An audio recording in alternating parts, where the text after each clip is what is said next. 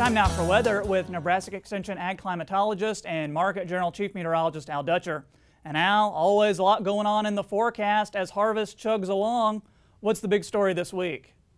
Well, Troy, overall, it's been a very dry week. In fact, very significantly dry. We've been seeing reports of grain that's being harvested, particularly on the soybean side, that's been dropping down to the 8% moisture level. Corn, some of the reports have been down as low as 12%. We're seeing a lot of it in the 14 to 15% range. So we expect a lot of harvest activity to go on, almost too dry for soybeans to some extent during the daytime. We just don't have a lot of opportunities for moisture. Unfortunately, this pattern has set in earnest.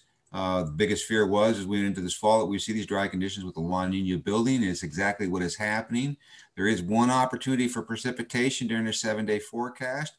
Hopefully we'll get a little bit of moisture out of that, but it looks like the models have been backing off somewhat on the extent of that moisture as compared to what we were seeing pretty much from last weekend all the way through the middle of the week. So let's get to the forecast and see what we might expect as we go through this next 7-day period. As you can see from today's upper air pattern, we have a trough over the Pacific Northwest, a small ridging pattern over the southern plains, and the remnants of Hurricane Delta that now has a surface low in northeastern portions of Louisiana, is starting to get its tropical storm characteristics downgraded to depression status, heavy precipitation band with it. No precipitation expected for us here in the Central Plains. As we get into tomorrow, we start to see that trough from the Pacific Northwest starting to make inlets into the Central Plains. See a low pressure trying to develop in northeastern portions of Kansas. That might provide enough lift in the afternoon to generate some thunderstorms across eastern Nebraska, but most of the precipitation will remain over the Rockies. That precipitation shield is expected to move through the plains region over the overnight hours and into Monday morning, quickly moving toward our east as high pressure tries to build in. That's going to bring a little cooler conditions on Monday. We'll be back down into more normal conditions back into the 60s. You see that precipitation band over the northern United States. And then on Tuesday, we see that trough lift just a little bit toward the north. We might see a rebound in temperature about 6 degrees. We'll be looking at the upper 60s to low 70s. Low pressure in northeastern Colorado doesn't have any moisture to work with, so we're going to be basically looking at just a little bit of cloud cover to deal with.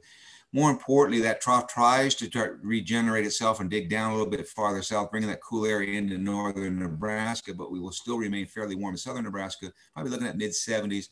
Low pressure in the Texas Panhandle, once again, may have a little bit of moisture surge northward, but because this trough is lifting so fast, I don't think we're going to get a lot of moisture into our region. It's going to stay to the north of us.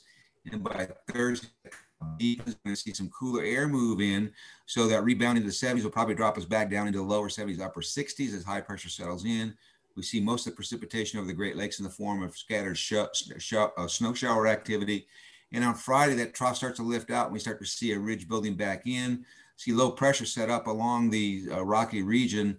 However, it doesn't look like there's going to be any moisture to work with. So most of that moisture will remain to our north, and it looks like we're going to see a fairly decent weekend.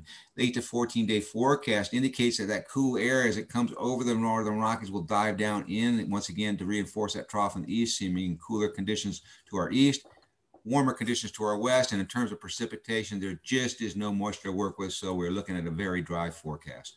So Troy, overall, the best opportunities for precipitation will come Sunday night into Monday, but overall it looks like another dry stretch, so we should see a lot of harvest activity once again ramping up as we go through next week.